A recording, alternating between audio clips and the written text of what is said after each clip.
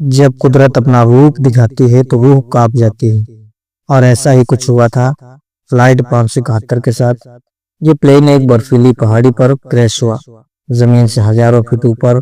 और इस क्रैश में जो पैसेंजर्स बचे रह गए थे, उनके पास खुद को बचाने के लिए सिर्फ एक ही चारा था, अपने ही फैमिली मेंबर्स और यार दोस्तों का मांस खाना। फ्लाइट 571 की कहानी, चाहे इसे आप दुनिया का सबसे बड़ा चमत्कार कहो या मानव इतिहास की सबसे बड़ी क्रूरता, लेकिन इस कहानी को सुनकर आपकी रूह कांप जाएगी। कि ये दिल दहला देने वाली कहानी शुरू होती है 12 अक्टूबर 1972 को। साउथ अमेरिका के यूरुग्वे में उड़ान भरता है, जिसको चिली देश की राजधानी सेंटियागो में पहुंचना है। इस प्लेन में बैठे रग्बी प्लेयर्स और उनका मैच देखने जा रहे हैं, उनके फैमिली मेंबर्स और उनके रिलेटिव और उनके यार दोस्त। इस प्लेन में टोटल 45 पैसेंजर्स हैं, जिनमें 9 क्रू मेंबर हैं। ये फ्लाइट 3 घंटों में अपने डेस्टिनेशन पर पहुंच सकती है, लेकिन रास्ते में इसको एंडीज की पर्वत मालाओं का पार करना होगा। लेकिन दुर्भाग्य से आगे चलकर मौसम खराब मिलता है। इस वजह से इस फ्लाइट को रास्ते में ही अर्जेंटीना के मेंडोजा शहर में लैंड कराया जाता है। ये फ्लाइट रात भर वहीं रुकती है और आगे अगले दिन यानी 13 अक्टूबर को उड़ान भरने के लिए तैयार होती है। लेकिन परेशानी ये है कि अभी भी मौसम खराब है। लेकिन अच्छी बात यह है कि इस फ्लाइट का जो पायलट है वो इस रूट से पहले भी 29 बार उड़ान भर चुका है। इस वजह से उसे पूरा आइडिया है कि इन एंडीज की पहाड़ियों को कैसे पार करना है। पायलट के कॉन्फिडेंस की वजह से यह फ्लाइट 13 अक्टूबर को दोपहर के 2:18 पर फिर से उड़ान भरती है। यहाँ से सैंटियागो पहुंचने में सिर्फ 1 घंटे का रास्ता बचा है और पायलट को पूरा भरोसा है कि 1 घंटे के बाद वो सही सलामत सैंटियागो में पहुंच जाएंगे। ये प्लेन करीब 18,000 फीट के एल्टीट्यूड पर उड़ रहा था और धीरे धीरे एंडीज की पहाड़ियों को पार करता जा रहा था। लेकिन आगे चलकर मौसम और खराब होता है, जिस वजह से विजिबिलिटी और कम हो गई और पायलट को आगे कुछ भी दिखाई नहीं दे रहा था। अगर मौसम साफ होता तो पायलट आसपास की पहाड़ियों को देखकर आइडिया लगा लेता कि इन प्लेन कहाँ जा रहा है। लेकिन इस समय तो पायलट केवल प्लेन के इंस्ट्रूमेंट्स पर ही निर्भर था। अब क्योंकि पायलट को पता था कि वो 1 घंटे में सैंटियागो पहुंच जाएंगे, इसलिए वो अपनी लोकेशन का रफ आकलन करता रहा। और 1 घंटे के बाद जब उसे लगा कि उसने एंडीज की पहाड़ियों को पार कर लिया है, तो उसने सैंटियागो एयरपोर्ट पर एटीसी से प्लेन को लैंड कराने की अनुमति मांगी। एटीसी ने पूछा कि क्या आपने एंडीज की पहाड़ियों को पार कर लिया है? तो पायलट ने कहा कि हाँ, उन्होंने एंडीज की पहाड़ियों को पार कर लिया है।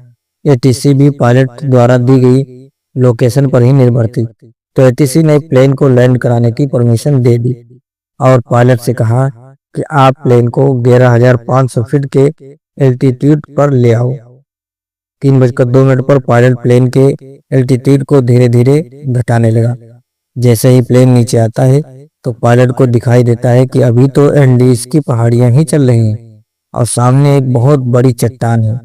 जल्दी से पायलट प्लेन को फिर से ऊपर उठाने की कोशिश करते हैं, लेकिन अब बहुत देर हो चुकी थी। प्लेन को ऊपर उठाते उठाते प्लेन का पिछला हिस्सा पहाड़ी से टकरा जाता है और वो टूटकर अलग हो जाता है।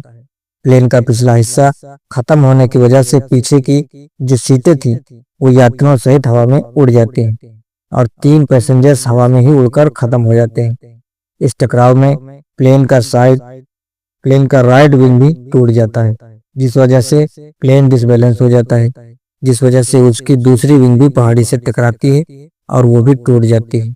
अब केवल प्लेन का फ्रंट पार्ट ही बचा था, जो 350 किलोमीटर प्रति घंटे की रफ्तार से नीचे ग्लेशियर में टकराता है।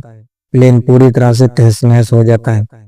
प्लेन के पायलट तुरंत मारे जाते हैं। 45 में से 12 लोग इस घटना में मारे जा चुके हैं और 33 लोग अभी भी जिंदा हैं, लेकिन इनमें से ज्यादातर बहुत जख्मी हालत में हैं और उन्हें ये भी नहीं पता कि इस समय वो कहाँ पर हैं। ये क्रैश हुआ प्लेन जमीन से 3,570 मीटर की ऊंचाई पर एंडीज की किसी अनजान पहाड़ी पर बिखरा पड़ा है।